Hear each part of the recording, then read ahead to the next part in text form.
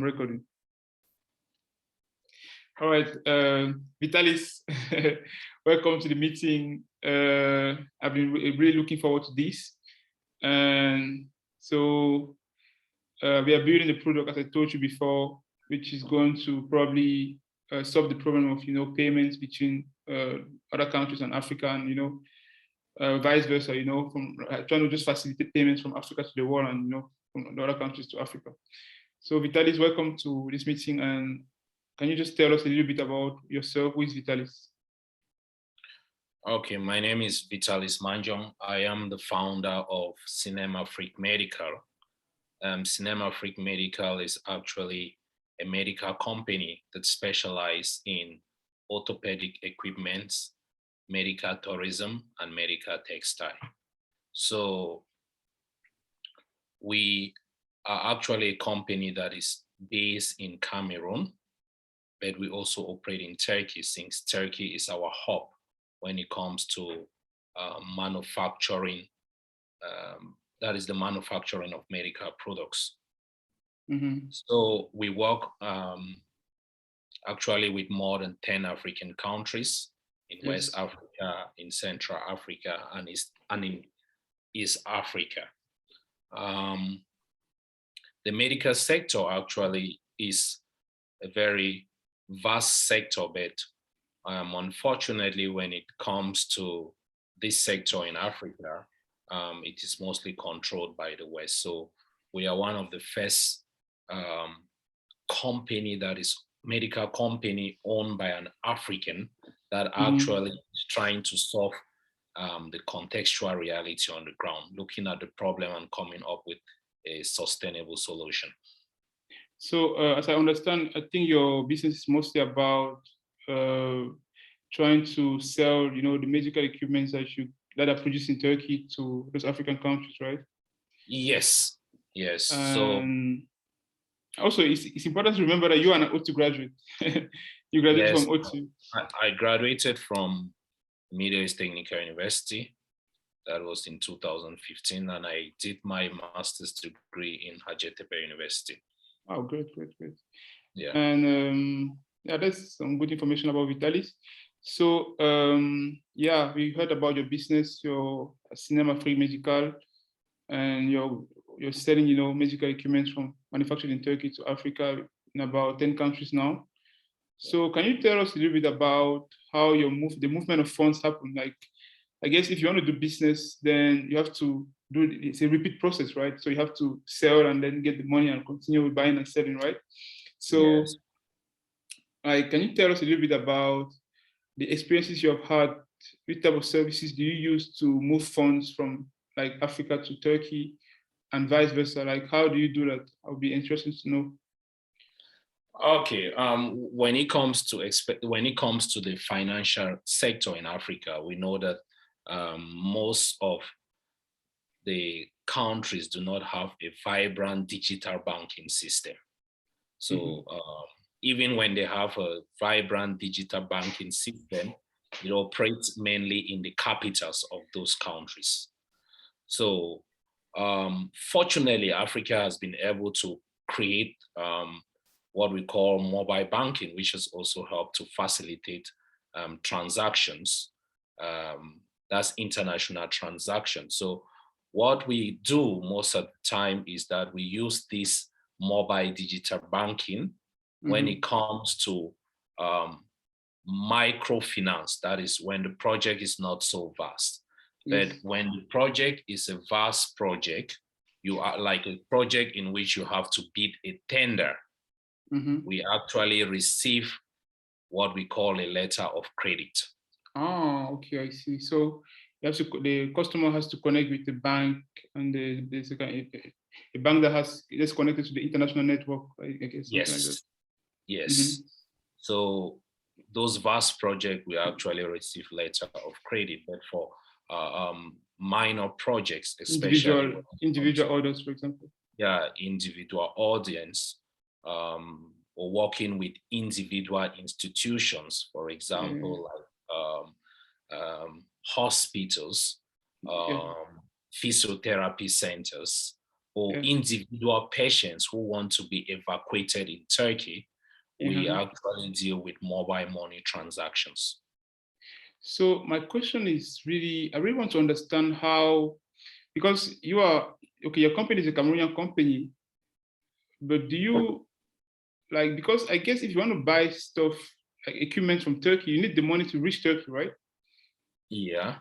So how do you do that? Like if an individual wants to place an order for some, I don't know, orthodontic, I don't know, some medical equipment, yeah, Yeah. from Africa, he needs to send the money to you, right? Yes. And how do you get that money here? That's really what we want to know. Yeah. The access of money is one of the big problems, but sometimes we actually have middlemen in the Mm-hmm. business. For example, if someone if someone wants to buy an orthopedic equipment in Turkey, Mm-hmm. there are only two options we can present to that person. Mm-hmm. Either you get in touch with someone in Turkey who Mm-hmm. actually needs money in Cameroon, and the Yeah. person pays us directly in Turkey. Oh, so you've found a way where some people like there's some people in Turkey who want to send money to Cameroon, Yes. and but if you like want to do business continuously, that may not always be efficient. I don't know. Now, since we are actually building a bilateral relationship in Turkey, there are many Turkish business in Cameroon, many Turkish business people who actually need their money to be Cameroon. transferred to their accounts in Turkey. So most of the times, what we do is that we get in touch with those Turkish business people. We pay the money. That is, they pay the money here, and they pay the money to them in Cameroon, and then they ask the banks to transfer the money to us here. That is what we actually did to solve the problem. Or if it's not a suitable deal, or if Mm-hmm. someone doesn't want to abide to that kind of a transaction, then the only option will be using MoneyGram as well as Western Union. But sometimes the charges are really, really high. Hi. Yeah. So it's interesting to know because I didn't really, I think I knew about this, like this informal, not informal, but this person-to-person type of dealing, where you want to send money to Turkey. You also have someone in Turkey who wants to send money to Cameroon. Yes. And you kind of just agree on, okay, let's do this. And my problem is, is there always a person who wants to deal? Because if you want to do business all the time, then sometimes that might be a bit inefficient, because you might not always find someone who has the amount that you need, is available at the time you need, and yeah, there's some constraints that in that way of dealing, I The guess. main thing about business is that, first of all, you have to give your customers Mm-hmm. multiple options of paying. Yes. Yes. And also, as a company, for example, there are certain transactions that you have to pay based Mm-hmm. on cash on delivery, Mm-hmm. or you have to deliver the products before you receive the money. So sometimes you have to actually, like, for example, I'm working with a manufacturer that for over the years I've been able to build Trust. trust. Yes. Mm-hmm. So sometimes he will give me those products on credit, and I have to travel to Cameroon to actually install those products. Mm-hmm. Yes. So there you will be. Why? That is, you will bear the cost and then cash the money once you're on And the ground. pay But back. like I said, we provide multiple options to the customers. There are different systems. For example, we can also use the SWIFT code linking Turkish banks with Cameroon banks, or Turkish banks with Nigerian bank. We now have actually an international banking system.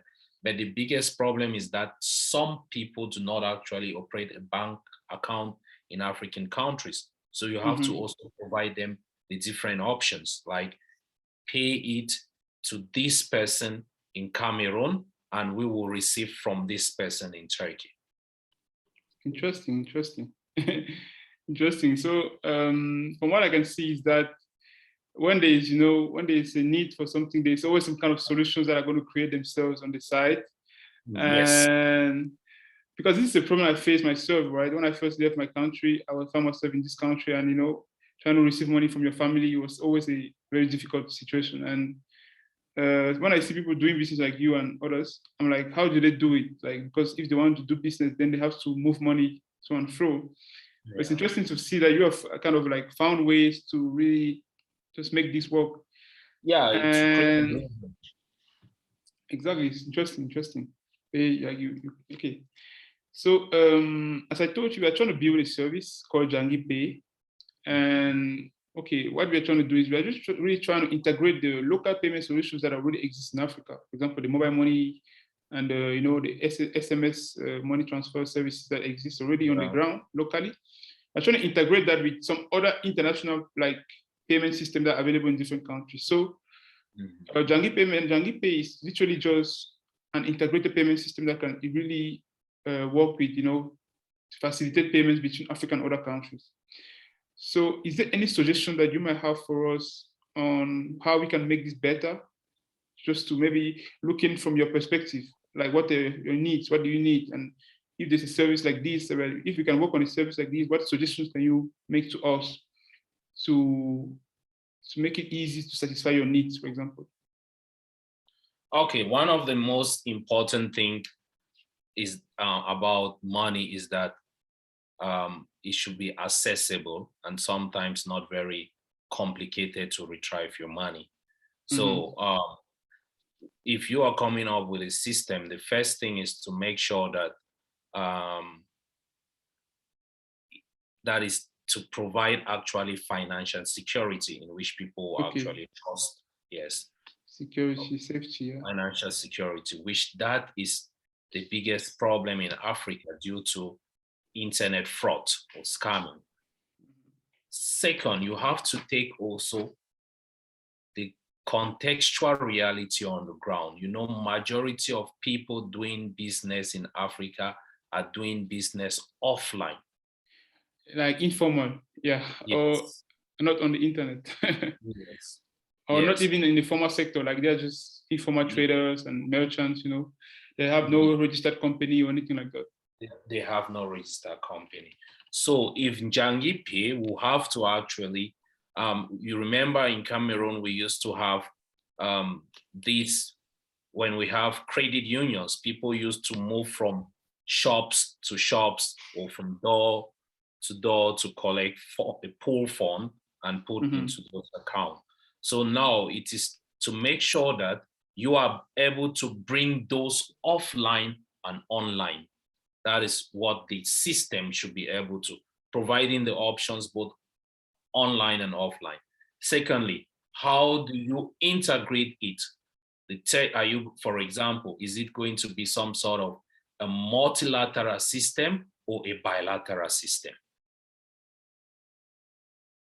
Like, for example, Jangipay in Cameroon could actually have an agreement with Turkish Bankası or an agreement with Vakif Bank, which that will now facilitate business transaction, let me say, between Cameroon and Turkey, working with two institutions or working with multiple institutions in Turkey and in Cameroon. So that is what I would suggest as my own opinion. Yes. So you suggested that the security and like just the trust that we need to build with people, like the potential clients, like security and accessibility is very important. And also should take note of the context basically of the local realities of that, the markets we want to work in. Yes. And yes, I think we literally, the access to money also very important. Like, do these people actually have to go to the bank to retrieve their money? Are you going to make a system that also works, the digital as well as the system that also operates offline? Those are the things that you have to take into consideration. Yes, interesting.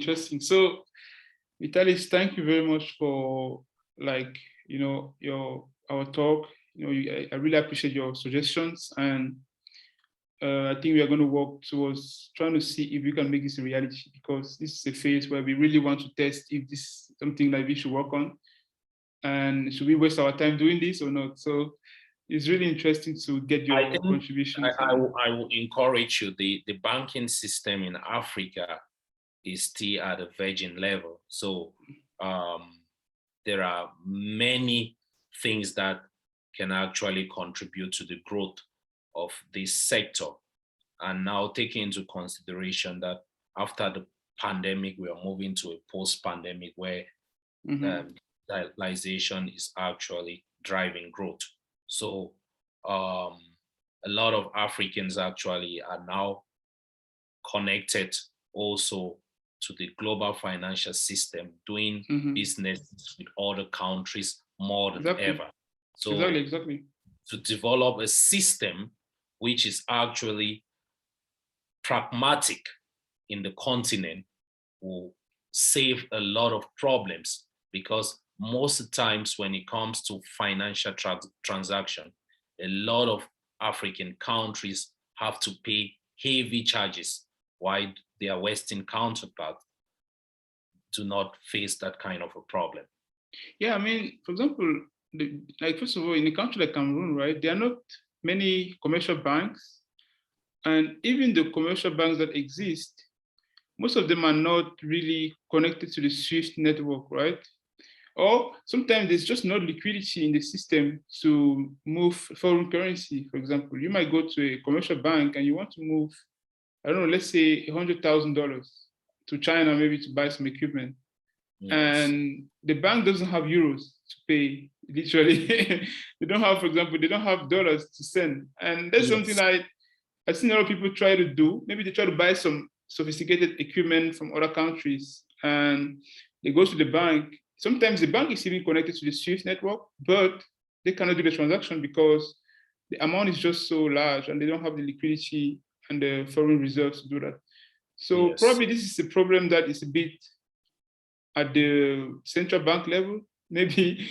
And if you want to do like enter into this, financial facilitate financial transactions, then probably there's a bigger elephant in the room, like just the liquidity and the foreign currency reserves, right? Now the problem is that, especially in Africa, the liquidity and the foreign exchange reserve is actually made accessible mostly to the government, bureaucrats, and people who are, that is, government functionaries.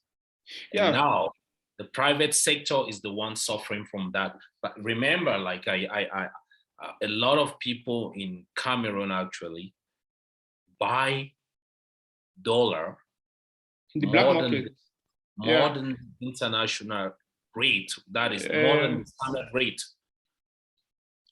And like now a lot of people are now operating businesses in the black markets. So, for example, it's very common in Cameroon and Nigeria, and even Ghana, a lot of those countries, right? The black market is really, really big now. For example, I remember when I went to Cameroon the last time, I literally went with some euros, right? I had some euros, I don't know, a few $100, and I wanted to change that at the airport. And it was a guy, he was just a guy standing there. He gave me, actually, because the CFA franc it has a fixed peg to the euro. Yes. Of 655 CFA for €1. But he actually gave me a little bit more than that. And I was like, why? How does he make money if he's giving me more than the official rate? I didn't know that in the black market, he's going to take my euros and even go and sell it for, I don't know, 800 or 700. Yes. And make even a difference. So there's a big premium on foreign currencies in those markets. And if they are able to pay you more than the official rate, then you should be sure that they are going to make even more in the black market. Of course. And normally in those black markets, they don't pay taxes.